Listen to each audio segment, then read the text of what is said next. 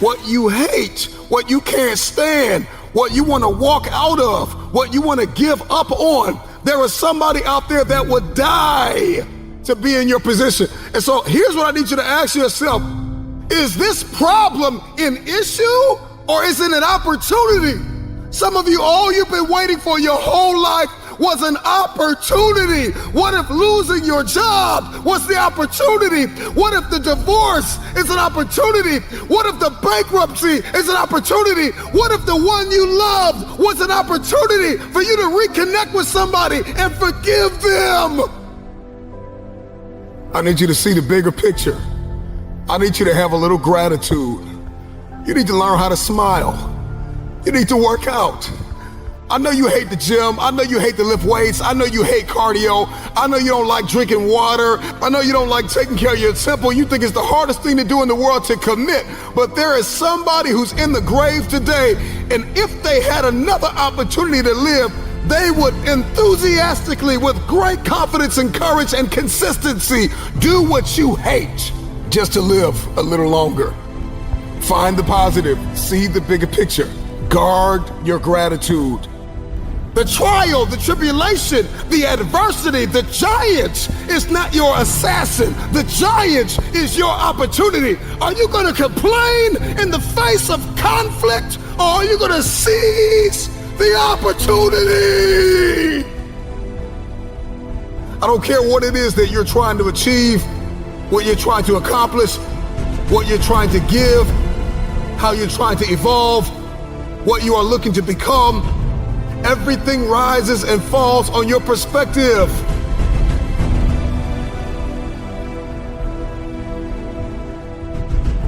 Stop complaining about the jealousy and the envy and the backbiting and the person that gave up on you and the person that wasn't present and the person that lied to you and the person that attempted to manipulate and control. I'm not weary, I'm wiser. I'm not toxic, I'm triumphant. I see this thing differently. This season that you've entered into did not come to break you. It came to build you into the man or woman God has destined you to be. Change your perspective.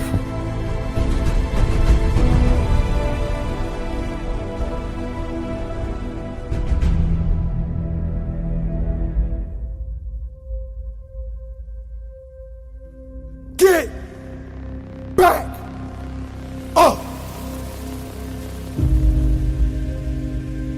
So from this day forward, 365 days together.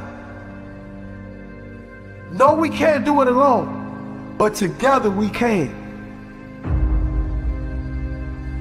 Together we can motivate this country. We can motivate this world.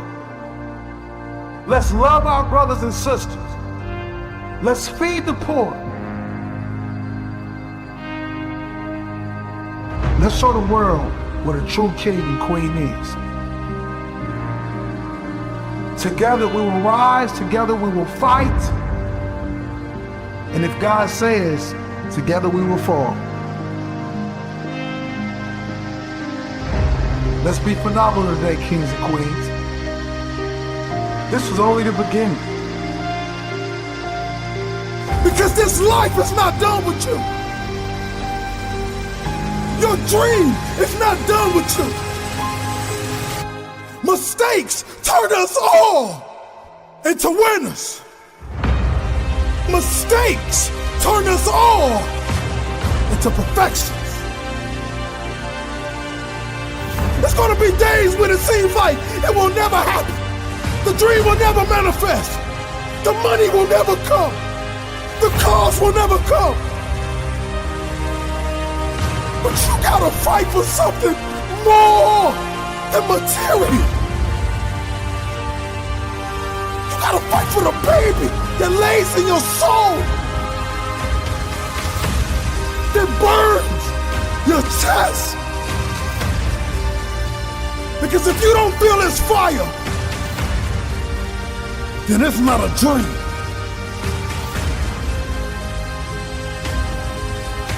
Get back up Can you hear me? I said get back up. Because this life is not done with you. Your dream is not done with you.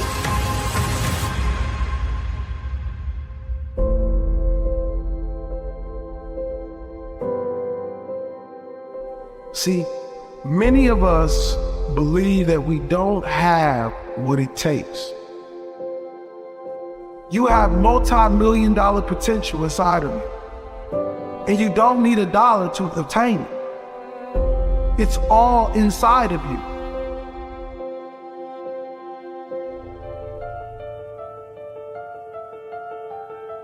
So some of you like me, I ain't have my daddy. Right, I'm from Chicago, South Side. I ain't had my father in my life. I don't know who my grandfather is. My mom got pregnant with me at 17 years old.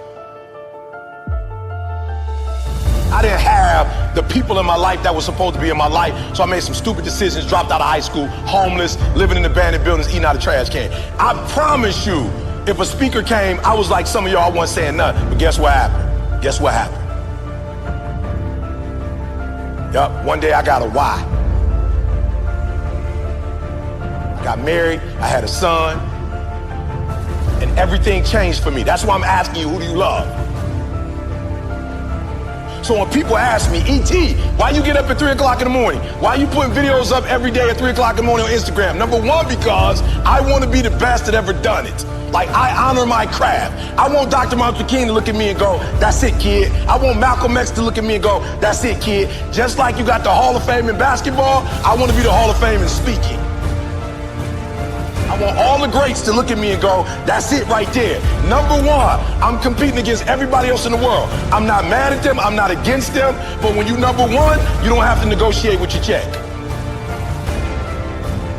I remember when I was like number 25 or something, they would be like, okay, you got to fly here, you got to fly. Now I tell people how I fly.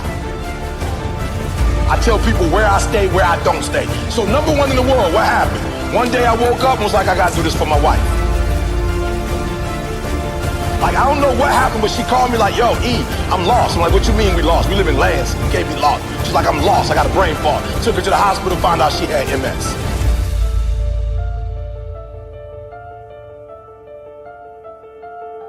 The doctor was like, look, this is the one thing we could tell you. Stress caused MS. I told my girl, you will never work again. My son, I didn't go to college. When you finish high school and go to Michigan State, I'm cashing you out. I found out I had a gift. I started thinking about what my mom need, what my sisters need, and a lot of y'all, you selfish, flat out. How many of you in this room? Some of y'all, you good. You don't make it to the league, you tight work. That ain't all y'all. How many of y'all, your mama really need you to go to the league? Let me see your hand. Hands down, I'm gonna say it again. How many of y'all need to move your mama out that neighborhood and y'all need to put your mama in another neighborhood and the league is how you gonna get there? Let me see your hand. So what I'm trying to tell you is, while you playing, it might be some cats in the league who really are going, or who do come from privilege, and you like thinking you them. I promise you, I ain't stupid. I ain't Tony Robbins. I don't come from where he come from. I don't come from where Kiyosaki come from. I don't come from where Zig came from. My mama barely finished Dunbar. I'm from the south side of Chicago. I ain't had no safety net. You acting like if you don't make it to the NBA, you got like some second opportunity that's gonna pay you $100 million. How many of y'all in the room right now, your mama got a safety net? So, other than you making it to the league, you got another way where you about to make $100 million. Let me see your hand real quick. For real, because that's what you acting like. Now if your parents got that, hey, you good. But some of you, your mama ain't got that. So when you hoop from now on, I don't want you to see basketball. I want you to see your mama getting out the hood. So every time you get your handle straight, your mama is that closer to doing what? Every time you get your character straight, you heard what the man said. He said that they got to choose between the two of y'all. They not choosing the snotty-nosed dude who think he everything, who don't speak to people. You know, when they always pick me, I always ask, why y'all pick me and not the other speakers? They say, because you easiest to work with. Because when you come, you don't talk down to nobody. You clean up behind yourself. He just said, I'm a grown man. They say you clean up behind yourself. You don't cause problems, E. Number one, this is not about basketball. This is about who? Yourself, and then who? Your family. So the days you don't feel like working out, it's easy. How do you get motivated? How you get pumped up? You think about mama and that feeling on draft day. And which one is more important? You get some rest or mama coming to the draft? I'm just being real. Which one is more important? So somebody locking you down, you trying to score and they locking you down, like in your mind you gotta go, uh-oh, this ain't just about me getting locked down. This is about mama not having what? This mama not having what? Food. So at halftime, when coach go back over the stuff, when you come out, what you gotta do? You gotta kill. I just told y'all, this how my man eats. This how my grandkids gonna eat. He doing his own personal thing. This how we eat. This ain't no motivational presentation. This how my mama eat right now. This how my wife never have to go to work again. This how we live on the West Coast and on the East Coast. And I ain't no baller. And I ain't making millions of dollars. But my gift is making room for me. Every time I get on 3 o'clock in the morning, I'm killing them. Tony Robinson can't keep up. He's a phenomenal speaker, but he ain't from the Chi. He can't keep up. My motor. I'm killing them. Many of you listening to me right now, you have unfinished business. And you need to go back to that dream, back to that idea. You have a date with destiny. You have unfinished business. It's time for you to go back to the drawing board with a new perspective. It's your viewpoint. And watch this. Your perspective actually shapes your language, and your language shapes your world. And so if you don't start thinking right, you're not going to talk right. And if you're not talking right, you're not going to experience the world that you see in your head. I don't know who God has called you to become, but what I can tell you is if you keep seeing it the way you have seen it, you will never become it. Everybody wants next level. Everybody wants wealth and influence, and everybody wants to be this esoteric novelty. But listen to me, you will never experience any of this showing up in your next season with the same viewpoint.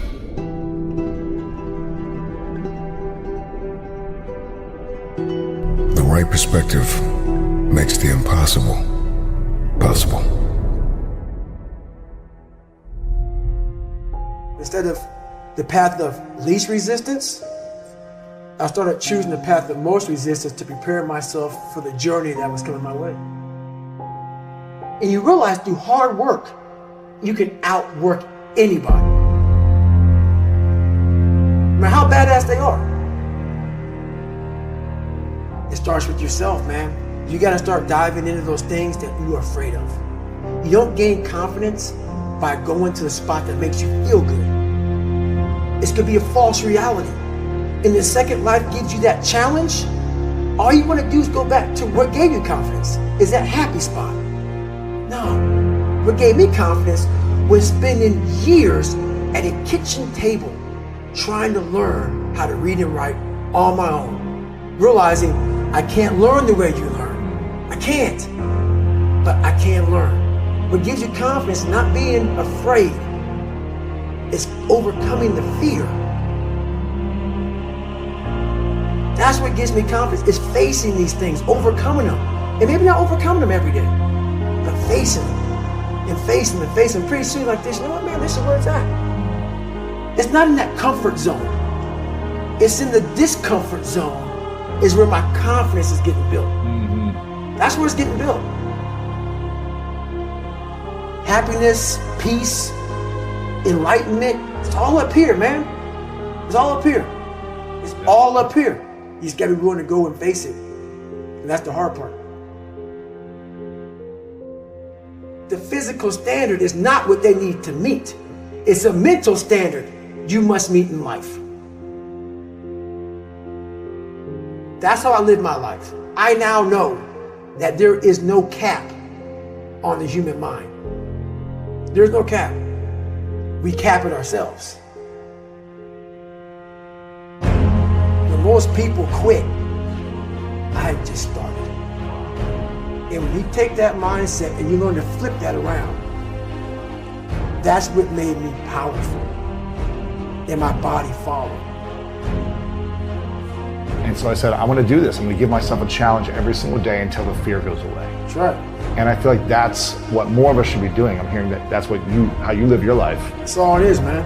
And it helps me feel so much more confident. When you overcome that fear of saying this doesn't have control over me anymore, that's right. It's like you can be at such more peace. A lot of us speak in hollow words. I used to speak in hollow words.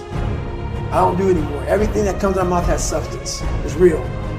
We all have these feelings in our bodies, in our minds, in our souls. I act on mine. A lot of us who are afraid of something, we allow our minds to choose the path of least resistance, so we go a different route. When I'm afraid of something, it's telling me you must do that.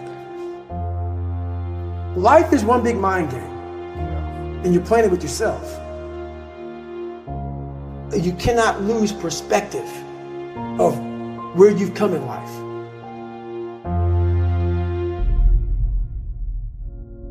I'm trying to give people a different thought process of life, where failure, hell, disappointment, discomfort is a great learning tool.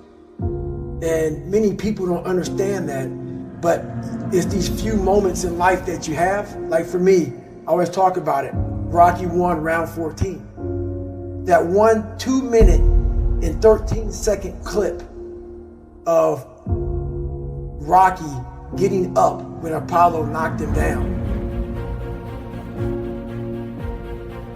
That one clip, when I was going through a very bad time in my life, I saw what I wanted to be. And it wasn't a guy that won. It wasn't a guy that won everything he did. It was a guy that kept getting up after being knocked down. So I realized if that 2 minutes and 13 seconds changed my life, that's all it was.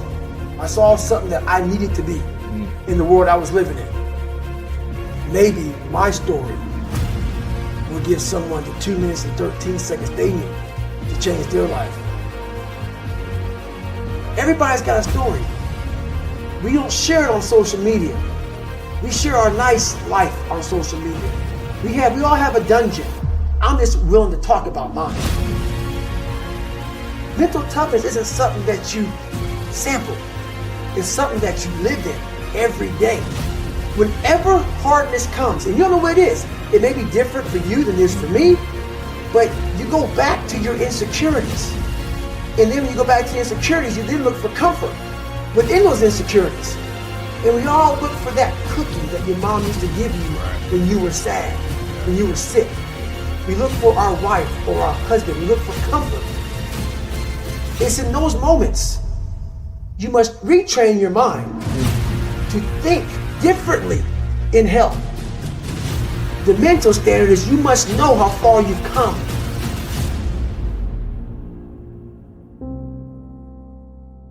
I walk in a room now and I know the hours and years and decades I put into David Goggins.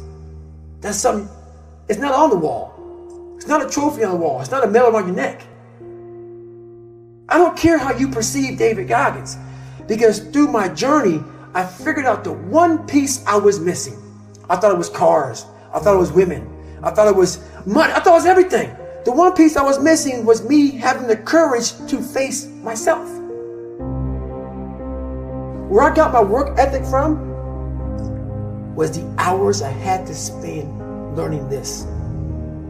When you sit down and you're not smart, and you have a disability, and you still want to be at the top of your class, I didn't want to just get by. When I realized that I can learn through hard work, and I can beat the valedictorian in school, but I got put in 10 hours more a day than he does. You know what kind of strength comes from that? When you're sitting down, that guy that valedictorian studied for an hour, and you know I caught you. I have the work ethic to catch you. That's where David Goggins got really invented. Was at a kitchen table with 20 spiral notebooks that were empty, and then they were full. And when you can go through that, I still have them in my storage unit. You go through these spiral notebooks of your life, and you realize this is how I learned. This is unbelievable. It wasn't until I got real sick and my life got real quiet. I went from running 205 miles in 39 hours to I couldn't get out of bed. My life was taken from me. And that's when I realized I hadn't taken time to think about what I'd done in my life. I'd done all these things, but there was no finish line. I finished a race of life, and I wouldn't even receive my medal. I go on. I get in the car and I go. When I started figuring out life, that I was leaving so much in the tank. Once I realized, my God, man, I was this dumb, fat kid being bullied, and now I'm a 180-pound person, lost 106 pounds in less than 3 months. Learn to read, learn to do this, learn to do that. I was like, I need more. I was fueling my mind with everything. And I never took time to say, my God, you came from this hell, and you're here. I had come 8,000 miles from where I started. But if you never know that, you're still in the $7 a month place. So it's that quiet place. It's that place by yourself. It's those hours and years and decades by yourself in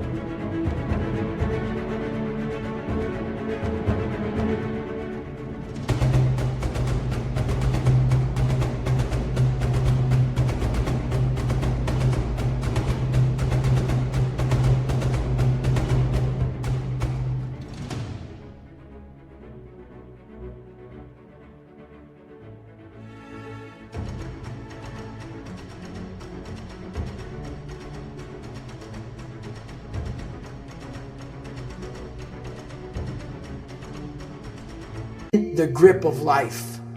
When life has you by the throat and choking you out, and you're sitting there calm because you're trying to figure it out. You're not panicking. You're not quitting. You're not throwing in the towel. You're saying there's a way around this. And when you figure it out, when life has you gripped in a vice, and you can figure that out, that's when you overcome. That's when you overcome. The journey getting there was harder than going through it.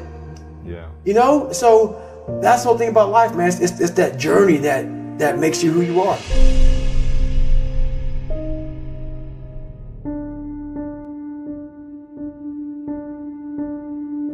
When I was working with my professional athletes, it required me to do a lot of traveling.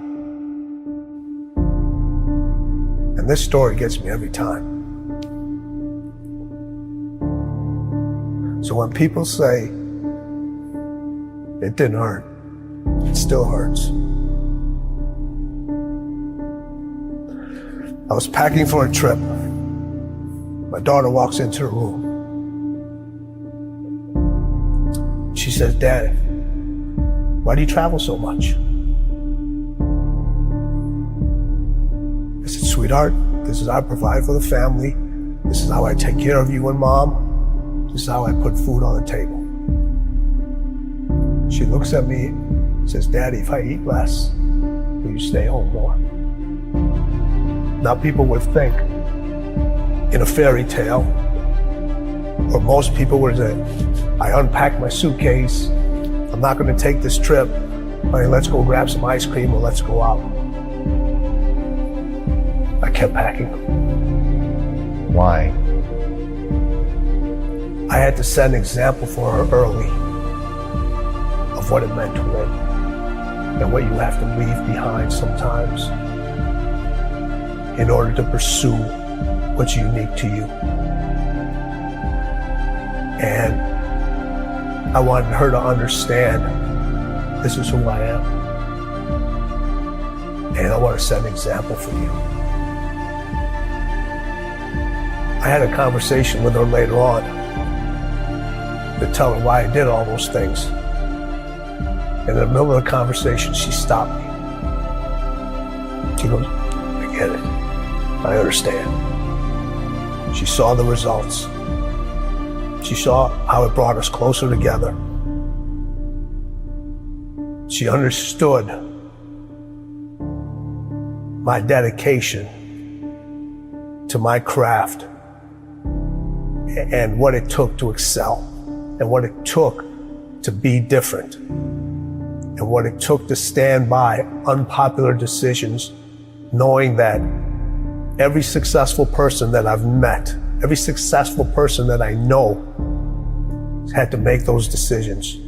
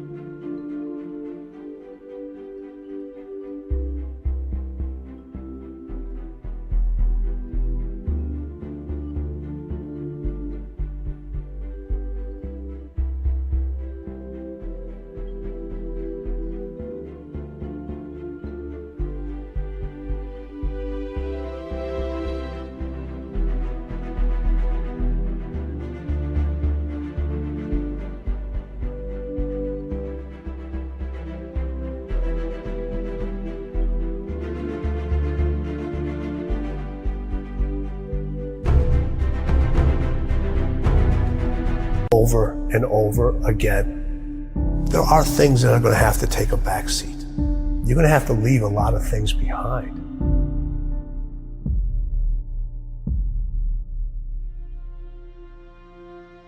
The hardest thing with Kobe was getting him to stop. Yeah, okay, take a break, rest. Yes. Take the day off. That was the most challenging thing with him, because over all the years that he had his success, it was about go, go, go. And then when I came on, I was the complete icicle. I got to get you to stop. His 3 a.m. workouts, they're crazy. You know, having to keep the Staples Center open later because he wasn't happy the way he performed at that game. And I would not leave till he would leave. Really? Yeah, so we would be in the arena sometimes 2, 3 o'clock in the morning. Shut up. All the lights are turned off except on the court, and we just keep going, What is the mindset of winning? They both had that. So I look at it 3 ways. So you have individuals that compete. Mm-hmm. You know a lot of people that compete. Yeah. You know, we all know how to compete. Everybody knows how to compete. You don't forget how to compete. We just decide not to anymore. But a lot of people compete just to finish. Then there's individuals that win, but they only win one time. It's easy to win and then never win again. And then there's people that win at winning. You can't come back the same. Cannot come back the same. You have to come back different. You have to come back better. Winning wants you to be different. Winning requires you to do different things. Winning requires you to think in a different way. Winning speaks its own language. Winning has its own way of recognizing you. Winning wants you to write your own story. Stop looking for steps. Those steps are infinite. Find your own path to winning. Because as the late, great Kobe Bryant said, winning is everything. I heard a story one day about Muhammad Ali.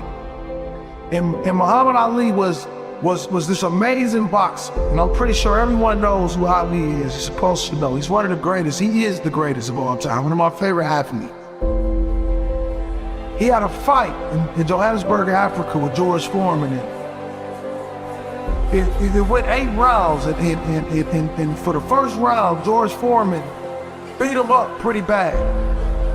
He hit him with body blows. He was literally lifting Muhammad Ali off the ground with these blows. But as the fight went on, the crowd started to count Muhammad Ali out. they started to believe that it wasn't possible for him to stay this champion. But Muhammad Ali had other plans. He had other intentions. Around the 8th round, when Muhammad Ali thought he was weak and he was getting ready to fall and he was tired, a champion came out. A true champion came out. And he told himself, I'm not going to lose this belt.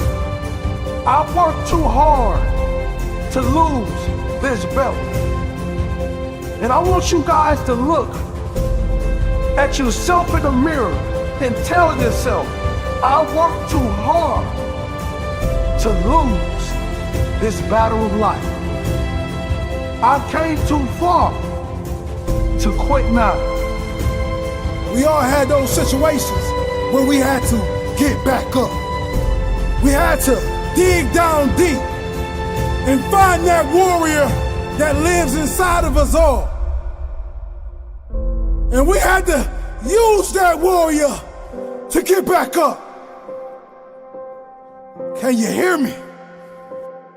I said get back up.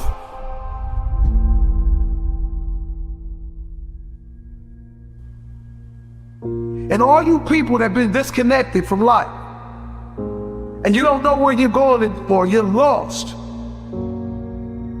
You can't see the other side. Go back to the child that you used to be. Remember the greatness that you had inside of you. And we're going to pick that crown off the ground and we're going to put it back on your head today. It's time for us to start living our dreams and chasing them with relentless effort. It's time for us to start being phenomenal. It's time for us to bring unity back into this earth. We're going to do this together. We're going to change the world. Not just spark it, we're going to change the world. And we're going to rise together. We're chasing greatness. We're throwing average in the garbage can, and we're awakening the greatness that lies inside of us. Because as I say all the time, we are all a walking $1 million check. But it's up to you to sign the check if you want to cash it. We will fight, we will claw together. And we all have special pieces that if we bring together, we can never be stopped. We're going to speak for the underdogs. We're going to speak for the people who have no voice. It's time to rise. It's time to live. It's time to get what we deserve. If you don't get up when the count is at 9, you don't want it enough. It's time to stop listening to the outdated version and living in the now version. Your story is your story. Your journey is your journey, and it's always going to be different. Go to where there's no path and leave a trail. Let's be phenomenal. One is okay, but a nation is unstoppable. Keep being inspirational. Keep being beautiful. Keep being driven. And keep fighting for your dreams.